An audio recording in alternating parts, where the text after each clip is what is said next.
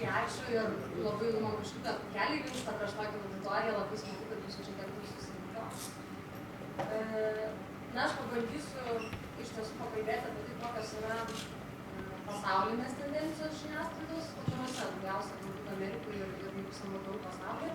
Jos labai, aš pati nustebau atradus, kad jos iš tiesų labai daug kuo sutampa su to, kas vyksta Lietuvoje, bent jau internetinėje žiniasklaidoje, mes labai mažai to atsiliekam. Yra žinoma rinkos dydis, specifika, aišku, mes esame ne anglakalbė, tai pas mus ten pilietinė žiniasklaida šiek tiek kitaip, ne taip aktyviai veikia, mažiau tiesiog žmonių ir panašiai. Truputį pakalbėsiu apie Delfi redakciją, kaip mes dirbam, kiek mes iš kur gaunam informacijos, kokia ta informacija mums yra prieinama arba ne, ir truputėlį apie būtent specifiškai apie pačių startuolių informaciją. Jeigu jūs pačių startuolių verslus pradėtus ir kaip patekti su jais, tarkim, konkrečiu atveju į Delfi, o ponas Jonas pašnekės daugiau apie tai, kaip patekti turbūt bendrai, ar ne, persiteks dėl mūsų pranešimų šiek tiek. Na tai va, turbūt matot, kada pirma nuotrauka ir iliustruoja pasaulinės visas tendencijas ir kas dabar darosi, ir kad, na, jau čia toks telefonas senuotinis, tų nuotraukai ir dar norėjau atsiprašyti, tiesiog, kad mano ta prezentacija nebus labai vizuali, bet su vis be batų, nėra laiko pakeisti template'ų, tai bet jūs visi esate suaugę žmonės ir, manau, tekstą suvokėte taip pat gerai kaip nuotraukas, viskas bus gerai. Na tai ta nuotrauka ir iliustravo tas visas tendencijas ir kaip turite tie skaitytojai, kad jūs turbūt patys suprantate, esate ganėtinai jauni ir turbūt įtariu, kad spauda kaip tokia jums yra pakankamai jau svetima, televizorius, patekot rankas kiek metais televizorius? Mano kartu, tarkim, vyresnių, gal 10 žmonių, mano kartos turbūt auditorijai būtų mažiau žymiai tų rankų, bet realybė yra tokia, kad mes matome, kaip iš tiesų viskas vystosi. Tai iš spaudos ir televizijos informacija keliauja į internetą, iš kompiuterių į mobiliuosius, į smartphone'us ir iš vieno puslapio kaip tokio skaitimo, iš lojalumo įkeliasi į tam tikrą išfiltruotą turinį ir čia vis didesnį vaidmenį ima vaidinti socialiniai tinklai. Vis daugiau turbūt jaunų žmonių atsiverčia arba pamato tas žinias, tas naujienos, kurias jam pasiūlo jų draugai. Tai apie tai irgi šiek tiek pakalbėsime. Kas tai yra ir kaip tai veikia pačią žiniasklaidą, kaip ji ima savo darbą orientuoti irgi atsižvelgdama į tas tendencijas.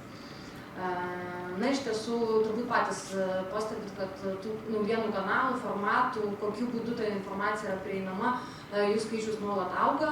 Man, tarkim, na, iš tikrųjų, man nepriimtinas yra spaudos pačių senbuvių dejavimas dėl to, kad jai dabar atsirado, na, spauda miršta ir internetas ir viskas bus nebe taip ir žiniasklaida nebe tokia. Iš tiesų, tai tyrimai rodo ir pasauliniai, ir Reuters neseniai atliktas tyrimų skaičius, tyrimas ganėtinai skaitlingas 11 valstybių, kad net tendencijos yra tokios, kad žmonės vis tiek ieško kokybiškos informacijos, kad ir kitais kanalais. Taigi ta žiniasklaida, kuri susirūpino jau iš anksto buvimu įvairiuose platformose, įvairiuose vietose, ta ir laimėjo. Tiesiog tas pats prekinis ženklas išlieka, bet tu būni prieinamas vartotojui patogiais pavidalais. Na ir skaitytojai pradėjo aktyviai dalyvauti, iš tikrųjų skleidžiant tas naujienas, tai ir Facebook'ose, ir bloguose, ir dideliais kiekiais. Ir tai ta tendencija, žinoma, ne visos, bet jos pasiekė ir Lietuvą, tarkim, Twitteris galbūt toks nėra čia tiek populiarus kaip kokia Amerikoje, bet žinoma, irgi tai veikia.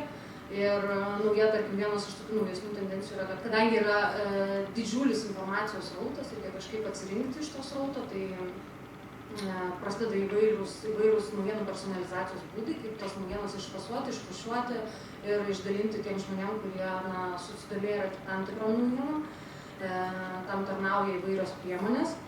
Na ir tas nelojalumas leidiniui, draugai ir lojalumas ir nelojalumas. Tas lojalumas yra sąlyginis dalykas, kurį ko gero reikia ugdytis, nes jei ypatingai jauni žmonės yra įpratę pasiekti tą žiniasklaidą per socialinius tinklus, tiesiai spausdami kažkokią nuorodą arba per Google, ieškodami kažkokios informacijos, tai žinoma, patiem media kanalam reikia labai pasirūpinti, kad jie būtų žinomi ir matomi savo skaitytojų.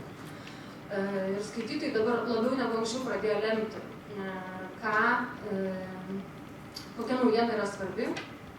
Ir tai, kad, tarkim, mes taip pat esam, ne tik įkaitai, bet mes taip pat stengiamės atliepti tą poreikį, tai yra tai, kad mes realių laikų, tarkim, kuo internetinė medija yra ypatinga, kad jinai realių laikų tiesiog gali matyti, pamatuoti, ką skaitytojai skaito.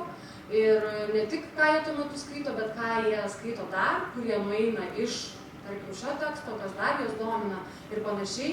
Ar tas tekstas yra kylantis į viršų, ar besileidžiantis žemyn. Ir žinoma, tada pagal tai orientuoti savo darbą. Iš dalies tai yra apgaulinga, nes solidi ir netgi masinė medija negali orientuotis vien tik absoliučiai į tos skaitytojų poreikius, dėl to, kad be kažkokių malonių, intriguojančių, įdomių arba juokingų naujienų, kaip, tarkim, abiturientė šimtukininkė su šortais, yra dar ir kitų svarbių naujienų, kurias tikrai reikia pamatyti ir paskaityti.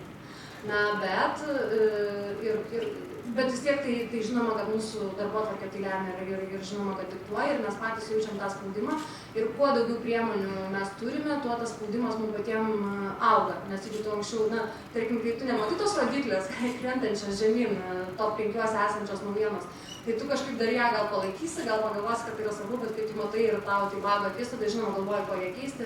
Ir tai lėmė ir kitus procesus, kaip naujienų apskritai, kaip po tokių greitėjimą, jų apyvartos greitėjimą. Bet čia dar turbūt atskira tema, bet tai, kad tų naujienų pirmą puslapį, ypatingai, tarkim, konkrečiu atveju Delfi pakeitus dizainą, jų sumažėjo iš tiesų pirmą puslapį, bet ir ta apyvarta pagreitėjo. Tai reiškia, kad jos greičiau išnyksta tiesiog iš to pirmo puslapio, atėjus vakare jau būna kartais, kad neberandi tų rytinių naujienų.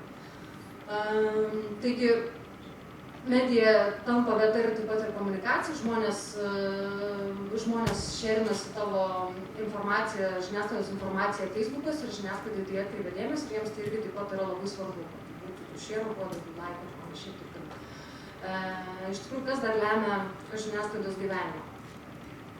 Tai yra tas taip vadinamas, Amerikais vadinasi, nežinau, jie vadina tai wow faktorium, mes tiesiog tai vadinam emocinių faktorių ir mes pastebėjom, kad pastaruosius, gal sakyčiau, metus, tai skaitytojų įpročiai ganėtinai pasikeitė, jie nežinau, kokios yra priežastys, ar tai informacijos gausa, ar tai, kad jie galiausiai atsikando tų nemokamų interneto naujienų, gal jie suprato, kad jos niekur nedings ir jos bus visada ir konkuruoja tarpusavio portalai ir į tai įsijungia televizijos ir kad yra ir Facebook, YouTube ir panašiai, tai tiesiog tokia gausa, kad ir staiga tapo iššūkiu kažkokią naujieną, ypatingai rimtesnį tam skaitytojui siūlyti, kad jis ją paskaitytų. Tai tiesiog čia ateina tas vadinamas wow faktorius, ta emocija ir ką tu tiem skaitytojams siūlai. Tai čia yra irgi taip pat apie tas teigiamas ir softinės naujienos, kad jos plinta greičiau Facebook'e, turbūt patys pastabit, aš irgi pati pastabit, tarkim, ką tu pastabit, įdėti kokį rimtesnį tekstą apie Rusijos įtaką bus mano reakcija. Žinoma, ateis tam iš Facebook'o žmonių paskaityti, bet jeigu įdėti tam, nežinau, apie dragūną bažnyčią, kuris meldės formą ir pasiekti, tai tada reakcija yra daug visiškai kitokia ir panašiai, ir ant to lengva kažkaip yra pasimauti. Tai, čia, pavyzdžiui, pavyzdys, čia tokia alternatyva. Merginai su šortais, iš tikrųjų viskas verčiasi aukštyn kojom ir tie, kas buvo nieko, dabar tapo viskuo ir panašiai, tai gyvena postmoderniame pasaulyje, kad tikėjimas, kad gali išgirsėti lengvai, paprastai ir kažkas yra juokinga, ar kažkas yra keista ir jeigu, tarkim, jau mūsų kartai yra nesuvokiami tokie dalykai, tai dabar, pavyzdžiui, jaunimas, ir būtent Lietuvos, deda tokius pat vaizdus į Facebooką arba, ten, nežinau, fotografuoja vieni iš kitų vakarėliuose ir vieni kitus ten nors susisuojusius juokiasi tada ir vieni kitiem rodo. Tai apie tas hard naujienas, tas svarbiausias, apie tai, kad žurnalistai tame dalyvauja, kaip useriai tame, skaitytojai patys tame dalyvauja ir postindami, besidalindami ar siųsdami, žinoma, informaciją patiem portalam, jie tampa tokie iš dalies žurnalistais mėgėjais.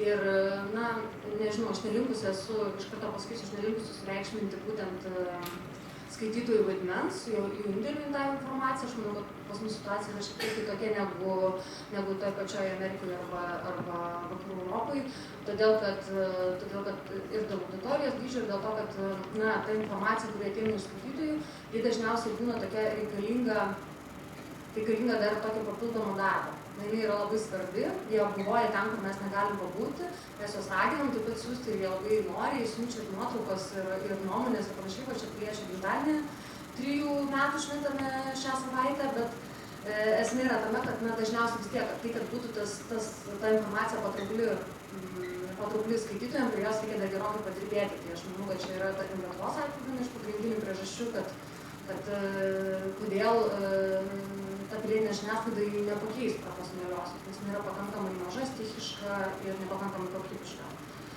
Na, turbūt patys pastebėjot, kad tiek socialinė medija, tiek kita medija ir Lietuvoje taip pat tai labai vizualėja ir didėja nuotraukos ir panašiai, ir galerijos ir nuotraukų kiekiai apskritai. Ir nauja tendencija yra ta, kad medija skaitytojus į tekstą vilioja per nuotrauką. Tiek pačioje medijai, tiek socialiniuose tinkluose. Čia irgi bus, tarkim, pavyzdžių. Ir, vis daugiau žmonių tiki, kad socialinių tinklų informacija yra kokybiška. Prieš keletą metų tas procentas buvo žymiai mažesnis, arba buvo pasitikima tradicinė žiniasklaida, tai dabar tiesiog jos nenaudai, tai keičiasi. Tarkim, pavyzdžiui, čia yra vienas iš tokių pavyzdžių, kaip rimta naujieną, istorinę, sunkią ir tokią ganėtinai skaudžią, pateikti skaitytojam patraukliai, pasistengus per, tarkim, pavadinimą pagalvojus ir žinoma, nuotrauka yra autentiška, tarkim, tas autentiškumas nuotraukos. Čia kaip toks pavyzdys gali būti iliustracija to, ką kalbėjau. Čia irgi, pavyzdžiui, kaip per nuotrauką yra viliojamas skaitytojas į tekstą ir šitą, pavyzdžiui, buvo ypatingai irgi populiari naujiena Facebook'e, tai prieš ir po sulėsėjimą ir kaip visą tai veikia. Manau, kad nežinau, kiek jūs, čia yra tokia skaidrė apie jaunimą, kiek jūsų projektai, produktai yra orientuoti į jaunus žmonės, bet žinoma, tai yra visiškai ganėtinai specifinė auditorija ir jie turi savus įpročius ir pomėgius ir žinoma, tai tie iššūkiai, su kuriais susidurėme mes jau vyresni šios rinkos senbuviai yra tai, kad, žinoma, tas kartų skirtumas, kad tu nesuvoki, kuo gyvena ta jaunesnė karta ir ties 30 metų staiga supranti, kad kartų skirtumas egzistuoja ir supranti, kad jau seniai nesitūsinai klube iki paryčių ir nežinai iš tiesų, kuo dabar visi gyvena. Vieni žmonės ir, kita problema yra ta, kad jie apskritai, tarkim, pavyzdžiui, Lietuvos atveju, iki 18 metų jie tuose portaluose nelabai ir buvoja, ten pakankamai nedaug leidžia laiko. Tai, tarkim, mes irgi ilgą laiką Delfi, tarkim, sprendė tą dilemą, kaip prisitraukti jauną auditoriją, kaip ją surasti ir kaip jam duoti tai, ko jie norėtų skaityti. Jeigu tu padarai tam kažkokį jaunimą orientuotą projektą, tai jis būna arba per geras, per pirmūniškas, arba jeigu bandai padaryti tokį labiau pašėlusį, gaunasi labai geltonas ir toks kiek patvirkęs. Ir tada galiausiai supranti, kad nežinia, ar jie apskritai norės lankytis tame pačiame portale, to paties prekinio ženklo, ką jie tėvai skaito, ir panašiai ir taip toliau. Ir kita problema yra ta, kad jie nepasitikė apskritai, turi tokį skepsį dėl solidžios medijos, ekspertų, jie labiau tiki draugais, blogais ir socialiniais tinklais. Tačiau tyrimai sako, kad ilgainiui tai keičiasi, jie vis tiek suauga valandą, jie pradeda dirbti, jie pradeda daugiau naudoti ir tą patį elektroninį paštą, jie pradeda domėtis žiniomis, jie galiausiai pradeda domėtis, kas nutiks su jų pinigais, su jų šeima, ką jiem valgyti, kaip jiem pirkti būstą ir panašiai ir taip toliau. Jiems labai svarbu, kad, tarkim, čia vakarų atveju labiau yra pasirinkta, kad jiems yra svarbu, kad, tarkim, tai, kas jam atrenka naujienas, kad už to stovėtų realus kažkoks žmogus, gyvas redaktorius. Jis nebūtinai turi turėti kažkokias, tarkim, nuostatas, kairiasias ar dešinėsias arba dar kažkokias, bet jiems svarbu, kad, tarkim, iš to stovi gyvas žmogus. Aš manau, kad tai svarbu, ko gero, ne tik jaunam žmogui. Tai ir atsiranda tiesiog įvairios tokios verslo šakos, bet čia turbūt nesu mūsų kiekis ir nesu mūsų auditorija kol kas, nesu mūsų dydžiais, kad tiesiog išfiltruotą turinį, pateikti tam tikrom skaitytojų grupėm.